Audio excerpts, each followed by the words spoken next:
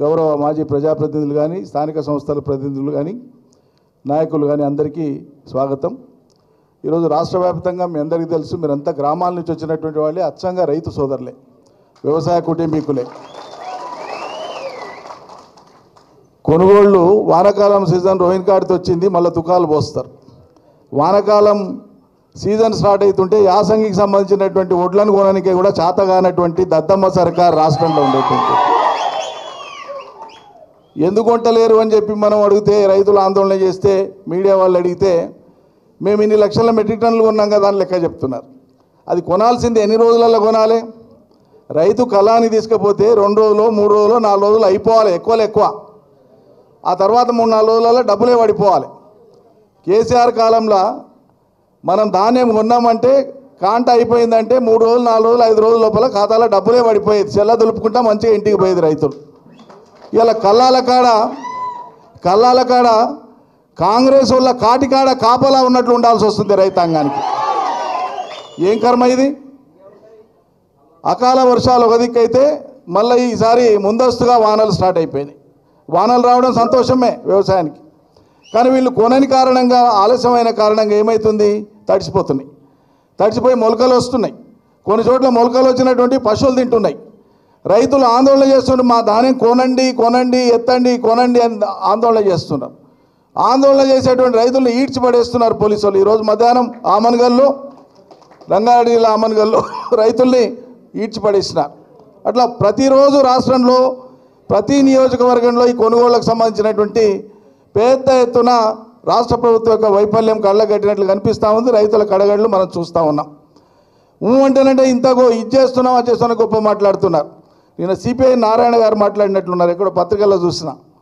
రైతులు రాష్ట్ర ప్రజానీకం కష్టాల పాలవుతుంటే వాళ్ళ దిక్కు చూడకుండా ఆయన అన్నమాట నేను ఉటంకిస్తున్నా. ఇది నా మాట కాదు, మీడియా మిత్రులకు చెప్తున్నా. అందాల పోటీలు పెట్టి అందాల భామల వయ్యారాల కోసం సొల్లుగారుస్తున్నారు వీళ్ళు. సొల్లుగారుస్తున్నారు, అందాల భామల వయ్యారాలు చూసి సొల్లుగారుస్తున్నారని నారాయణ గారు అన్నారు. ఆయన మాటలు ఒకడు కూడా ఖండించలేదు దీన్ని. మేము సొల్లుగారుస్తలేమే, పనిచేస్తున్నాం ప్రజలకని ఒకడు కూడా ప్రెస్ మీట్ పెట్టి కూడా చెప్పలేదు. అది వాళ్ళ దుస్థితి. ఆ మధ్యలో నీళ్ళు అందుతలేవు, పుట్టల మీద ఉన్నాయి కొన్ని అప్పుడే ఈనాయి, కొన్ని ఈని ఎన్నొంచుతున్నాయి. నిట్టపాటు నీళ్ళు అందుతలేవు అని చెప్పి కేటీతోటి మండలానికి సంబంధించిన నాయకులు పిలుస్తున్నారంటే హనుమంతు చెప్తానంటే నేను పోయినా, 2-3 సార్లు పోయి పర్యటనకు పోతేనంటే మొత్తం వరిసేలు అన్నీ ఎండిపోయినాయి. ఏమైందా అంటే, ఏమో సార్ అంతకుముందు ఎమ్మెల్యే చెప్పిండు, మీకు ఎందుకు, మీరు వేసుకోండి యాసంగి, ఎకరా ఎండిపోకుండా చూసే బాధ్యత నాదన్నాడు. ఇలా పోతే నేనే చేతు, నీళ్లు లేని నేనేం చేస్తాను, చేతులు ఎత్తేస్తున్నాడు సార్ అని చేతగాని మాటలు మాట్లాడుతున్నాడు సార్ అని రైతులు దుఃఖంతో చెప్పినారు. అధికారులతో మాట్లాడినాం, పైకి ఇన్నెంటి పెట్టినామన్నారు.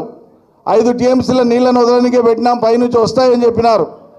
5 టీఎంసీలు కాదు, 1.5 టీఎంసీకి వాళ్ళు అంగీకరించి వదిలిపెడితే కిందికి వచ్చే వరకు ఎండాకాలంలో 1 టీఎంసీ ఆవిరైపోయింది, 1/2 టీఎంసీ వచ్చింది. అందకుండా 1000 ఎకరాలలో పంటలు ఎండిపోయినాయి. అవన్నీ మనం చూసినాం. ఆ తర్వాత పోయాడ కొండాపుర మీటింగ్ పెట్టింది మనం ఏడ కొండాపూర్ కేడీతోటి మండలంలో కొండాపూర్ కాడ పోయి మీటింగ్ పెడితే రైతులందరూ ఉన్నారు. ఇది అన్ని విషయాలు కష్టాలు, నేను కేవలం రైతులకు సంబంధించిన అంశాలే మాట్లాడినా, రాజకీయాలు కూడా మాట్లాడాడు. మధ్యలో అడిగినా ఒట్టిగా, కాదేమో ఎమ్మెల్యే మాట ఇచ్చిండు అంటుండ్రు కదా, మరి ఇట్లా అంటే ఇట్లా అయింది సార్ అని వాళ్ళు మాట్లాడుకుంటూ, మరి ఏమైంది ఎమ్మెల్యే ఎక్కడ ఉన్నాడంటే, ఏమైంది సార్ వాళ్ళు రైతు చెప్పిన మాట నేను చెప్తున్నా, నా మాట కాదు, మళ్ళీ ఇంకోసారి చెప్తున్నా. ఎక్కడున్నాడు ఆయన, ఏం చేస్తాడు, ఎక్కడాడు ఉంటాడు సార్, పెళ్ళి నీతోనైందంటాడు, కాపురం ఇంకొకరితోనైతుంది అంటున్నాడు, అన్నవాడు అన్నాడు.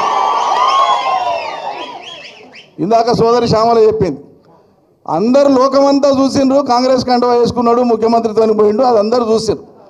ధైర్యం ఉన్నోడైతే అవును నేను చేరినా అని చెప్పాలి. నిజాయితీ ఉన్నోడు, ధైర్యం ఉన్నోడు ఎవడైనా సరే నేను చేరినా అని చెప్పాలి. లేదంటే నోరు మూసుకొని పడి ఉండాలి.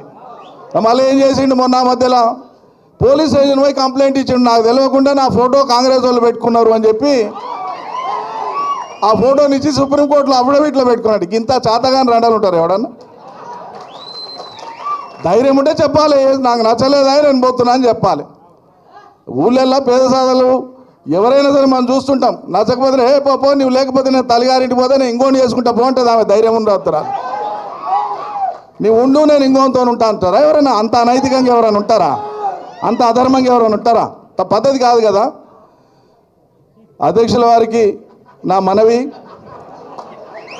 ఆ ప్రాంతంలో మళ్ళా వీడేమైనా పోయింట్లోకి వెళ్ళి ఏమైనా వస్తాడేమో అనేటువంటి ఒక అనుమానం ఉంది. అది మీ మాటల్లోనే వారికి ధైర్యం ఇవ్వవలసిందిగా నేను కోరుతా ఉన్నాను.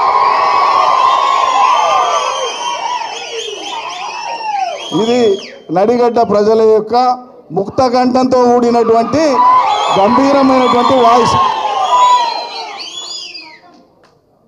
ఏమీ లేని ఆ ప్రాంతం తెలంగాణ వచ్చే కంటే ముందు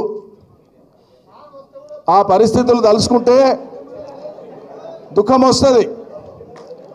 అధ్యక్షుల వారు ఇందాకే అన్నారు నాతోన, ఆ పాతకాలపు జ్ఞాపకాలు ఒట్టిగా పోకుండా మీరు గ్రంథస్థం చేయండి, రాయకూడదా మీరు అంటేనంటే తప్పకుండా రాస్తా అని చెప్పిన. ఆనాటి దుస్థితి, ఆ దుస్థితి మారనికే కేసీఆర్ చేసినటువంటి ఒక మహాయజ్ఞం అది ఫలించి ఇలా పచ్చబడ్డ నడిగడ్డ ఎట్లా ఉందో లోకానికి మనం ఆదర్శంగా చూపిస్తున్నాం. బ్రహ్మాండమైన వ్యవసాయాలు చేసేటువంటి రైతులు, ఆదర్శ రైతులు, కొత్త కొత్త నైపుణ్యాన్ని ప్రదర్శించేటువంటి కష్టపడేటువంటి కష్టజీవుల జిల్లా నడిగడ్డ జిల్లా. అద్భుతమైనటువంటి వ్యవసాయం చేస్తారు. ఒకనాడు దేశంలో తక్కువ అక్షరాస్యత ఉన్న ప్రాంతాలు ఏవి అంటే గట్టును చూపేది అతి తక్కువ అక్షరాస్యత ఉన్న ప్రాంతం అని, వెనుకబాటుతనమని. కానీ ఇలా గట్టులో ఆ ఇసుక దిబ్బల్లోనే బంగారం పండిస్తున్నారు, అద్భుతమైనటువంటి వ్యవసాయాలు చేసి చూపిస్తున్నారు. అక్కడ కాలేజీలు వచ్చినాయి. వైద్యం అయితే వైద్యం కోసం, వైద్య సహాయం కోసం పోతే కర్నూలు పోవాలి, లేకుంటే పట్నం రావాలి. చదువులంటే రాయచూరు పోవాలి, లేకుంటే కర్నూలు పోవాలి, లేకుంటే పట్నం రావాలి. స్థితిమంతులే పట్నం వచ్చేది. పేద సాధలకు గద్వాలు దాటిపోయే శక్తి కూడా ఉండేది కాదు. అందుకే 5వ తరగతి, 6వ తరగతి, 7వ తరగతి, 10వ తరగతి దాటితే వాడు మహామనగాడు. కానీ ఇవాళ తెలంగాణ తెచ్చిన కేసీఆర్ గద్వాలలో ఒక మెడికల్ కాలేజీ పెట్టి, ఒక 600 పడకల ఆసుపత్రిని పెట్టి, ఈరోజు అద్భుతమైనటువంటి రీతిలో జిల్లా కలెక్టరేట్ని పెట్టి, ఎస్పీ కార్యాలయాన్ని పెట్టి 55 జిల్లా స్థాయి కార్యాలయాలను ఏర్పాటు చేసి ఇలా పాలనను ప్రజల చెంతలోకి తీసుకొని వచ్చినాడు. వాళ్ళు 40-50 ఏళ్ళు ఏళ్ళినటువంటి వాళ్ళు ఏం చేసిండ్రు? పాలనను వాళ్ళ బంగ్లాలలో బంధించినారు. పాలన అంటే వాళ్ళ వాకిట్లో పాలేగాలలాగా ప్రజలను చూస్తున్నారు తప్ప ప్రజలకు నిజమైనటువంటి విముక్తి వచ్చింది తెలంగాణలో. ఖచ్చితంగా కేసీఆర్ సర్కారు వచ్చినాకనే, తెలంగాణ రాష్ట్రం సిద్ధించినాకనే. ఇది ఎవడు కాదని లేని సత్యం. ఇలా పొడుగు మాటలు మాట్లాడేటోళ్ళు చాలామంది ఉన్నారు, కానీ మన కళ్ళ ముందు ఉంది ఇది యథార్థం. అందుకే ఉమ్మడి పాలమూరు జిల్లాలో మిగతా చోట్ల ప్రజలు కొంత కాంగ్రెస్ మాటను నమ్మి ఇంకో రకమైన తీర్పు ఇచ్చినా కూడా నడిగడ్డలో మీరు మాత్రం నియత్ తప్పలే.